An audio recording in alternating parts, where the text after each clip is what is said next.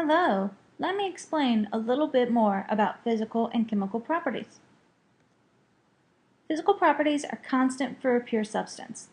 That means they never change.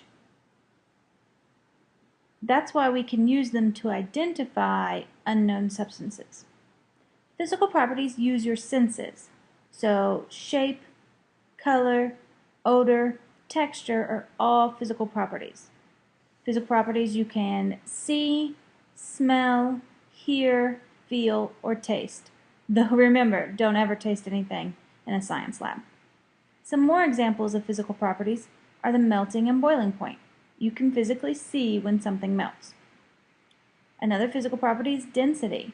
You can measure the mass and the volume, and you can calculate the density. Hardness is another physical property. And magnetism is a final example. You can see if something is attracted to or repelled by a magnet. Chemical properties are a little different. Chemical properties describe how a substance reacts with other substance. Observing chemical properties changes the substance. In order to see if something will react with vinegar, you have to react it with vinegar, and then it's gone. That's why we usually use physical properties when we're trying to determine what something is, because it doesn't use up the substance. Forensics labs typically will use a physical property first to preserve the evidence.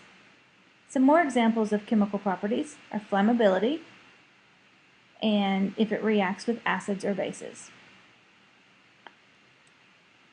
Let's talk about a specific example, hydrogen gas.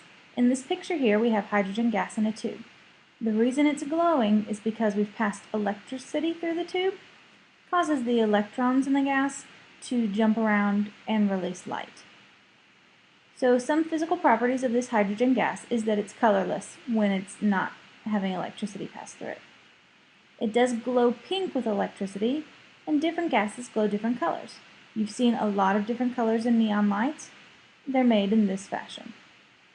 Hydrogen gas is also lighter than air. If we had a balloon of hydrogen gas, it would float. Hydrogen gas is a gas. That's also a physical property because it's something we can see. Some of hydrogen gas's chemical properties are that it's flammable.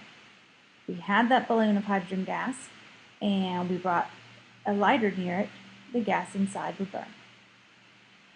Hydrogen gas also reacts with oxygen to form water.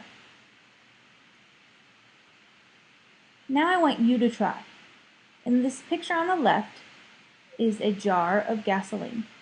Take a minute and think of any physical properties you can come up with for gasoline.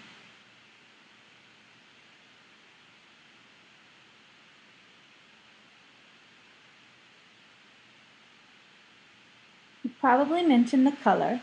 It's a little yellow here. You might have said that it was clear. You might have said that it's a liquid. If you bothered to do the research, you could look up its melting points, its freezing points, etc. Now, stop and think if you know any chemical properties of gasoline. You probably remembered that gasoline is flammable, otherwise it wouldn't really work as a fuel in our car. Let's talk about bleach. Think of any physical properties you know for bleach.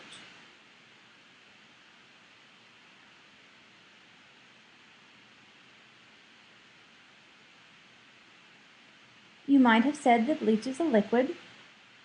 You also might have said that it's just a little bit yellowish, depending slightly on the brand. Think about any chemical properties you know for bleach.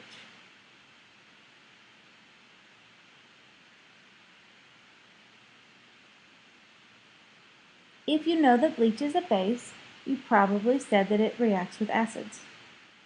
You also might have said that bleach can hurt your skin. The reason bleach can hurt your skin is because it's caustic. That means it reacts with the oils on your skin and does damage. Hopefully now you have a better understanding of chemical and physical properties, and if I gave you a substance, you could list some for that substance.